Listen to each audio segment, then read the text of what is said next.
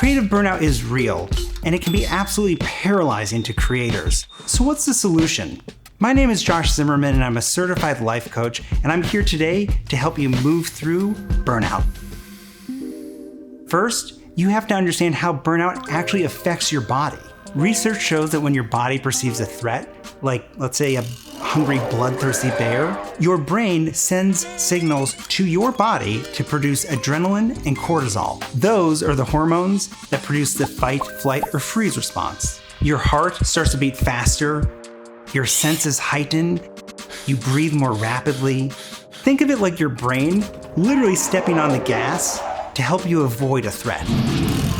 Now, we don't face threats like bears a lot these days, but for creatives, there's the constant threat of things like deadlines, view counts, nasty comments, and the almighty algorithm. So when our bodies are flooded with adrenaline and cortisol, our brains actually block out the things that aren't necessary, one of them being creativity. Since creativity isn't needed to deal with an immediate threat, it's one of the first things to go.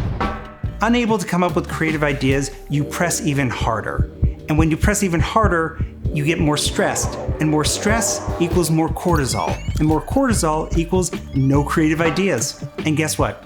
That leads to burnout. So, is there anything that we can do to help get us out of this burnout spiral? Well, let me ask you this. Have you ever come up with a great idea in the shower? There's something about taking a shower that lends itself to coming up with these brilliant aha ideas. That's why we call it shower thoughts. You might have these ideas while driving or meditating or exercising or even gardening. First, you're removing yourself from that thing that's stressing you out. Second, these activities give you just the right amount of mental and physical engagement. And third, they give your brain a chance to wander without a specific destination in mind. It's in that mental wandering when you make the connections that you wouldn't already have made.